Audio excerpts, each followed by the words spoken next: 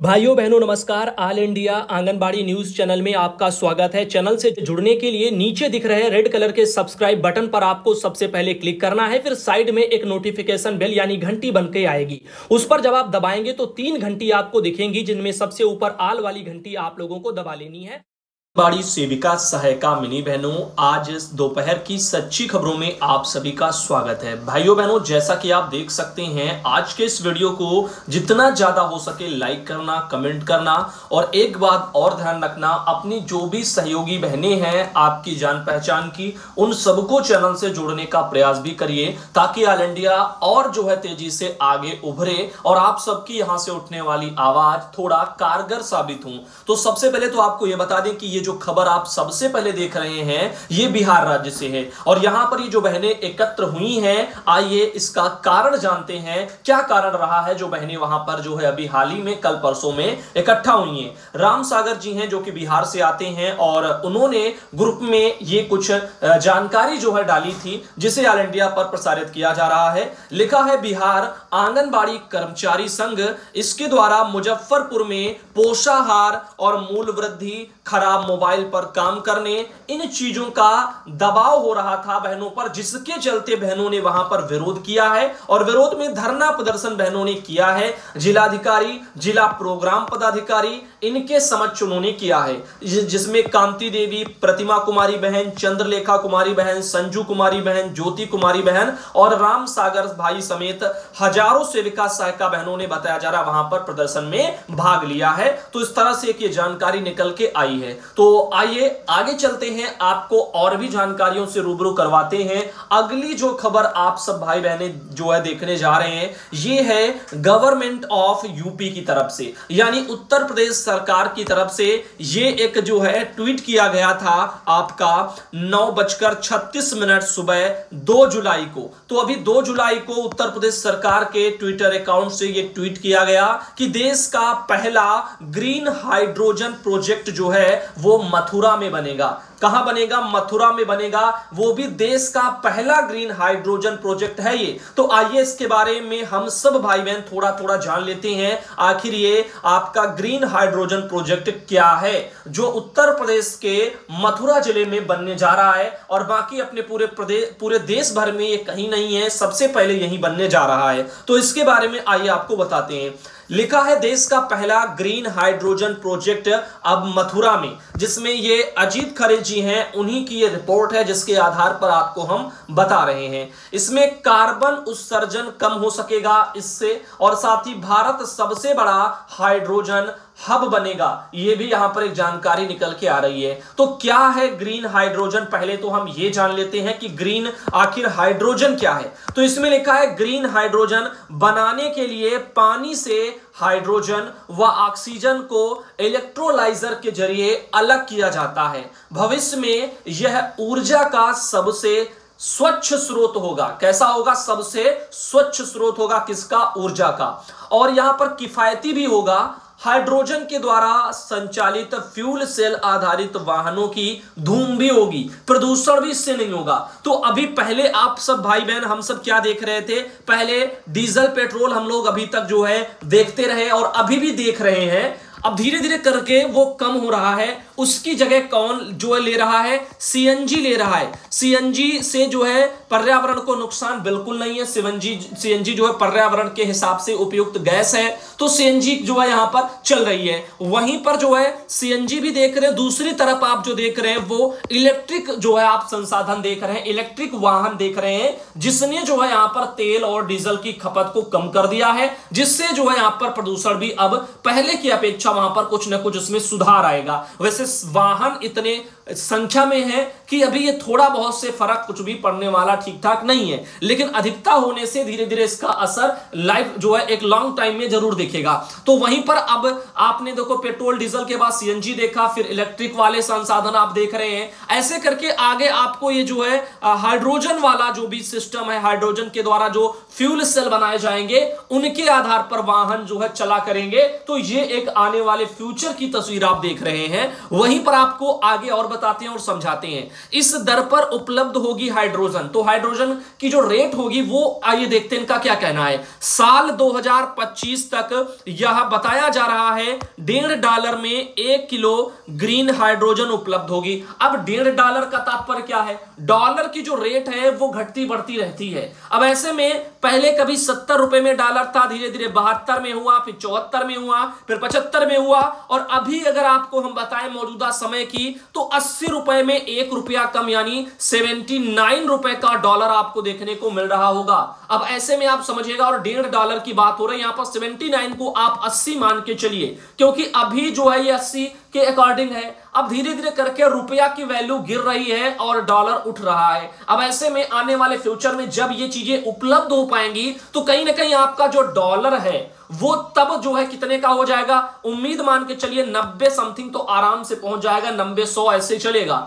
अब मान लीजिए 100-150 रुपए के हिसाब से आपको 1 किलो जो है यहां पर ग्रीन वाली जो है हाइड्रोजन उपलब्ध करवा दी जाएगी। तो ये तो होगा फ्यूचर में, जब अगर रेट बढ़ेगा तो इतनी महंगी होगी, लेकिन अभी आपका रेट 80 है, और अगर अभी 80 के हिसाब से आप देखें तो यहां पर 120 रुपए के हिसाब से आप लोगों को 1 किलो ग्रीन हाइड्रोजन उपलब्ध हो जाएगी, ऐसा अनुमान है। तो आप यहां पर इन चीजों को थोड़ा ध्यान से सुनिएगा। आगे इनका कहना है जबकि 5 साल बाद कीमत कम होगी और $1 में यह 1 किलो मिलेगा, इसके बाद जो है यह और सस्ती होगी। तो फिलहाल अभी तो आपने डॉलर का बढ़ता घटता जो है उसके अकॉर्डिंग देखा, लेकिन अब इनका कहना है कि ये ग्रीन हाइड्रोजन है, ये जो अभी आपको $1.5 में बताई जा रही है ये घट जाएगी। ये आपको अभी देखो कम है, जब चीजें कम होती है, प्रचुर मात्रा में ना हो तो उसकी रेट बढ़ जाती है, और जब डिमांड ज्यादा बढ़ती है और जो है सप्लाई कम हो जाती है तब भी जो है यहां पर आपकी जो है रेट बढ़ जाती है। तो ऐसे में आने वाले फ्यूचर में जब यहां पर सप्लाई भरपूर होगी, यानी जो ये चीज है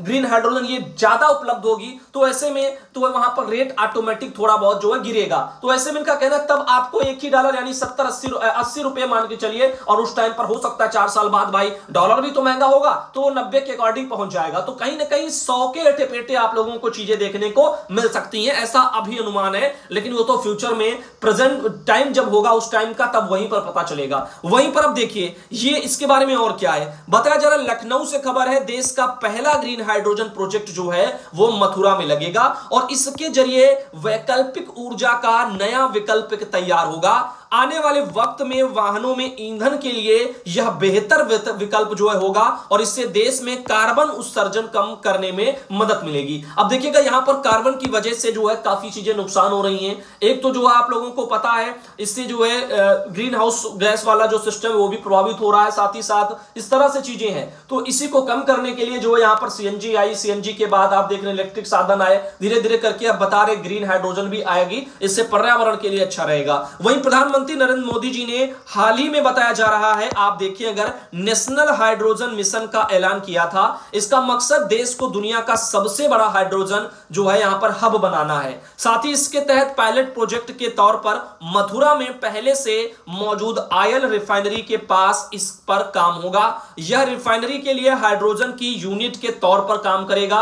राजस्थान से आने वाली तेज हवाओं के जरिए पहले विंड एनर्जी बनेगी, और इस विंड एनर्जी का इस्तेमाल ग्रीन हाइड्रोजन बनने में होगा। केंद्र सरकार के उपक्रम इंडियन ऑयल ने इस दिशा में पहल कर दी है।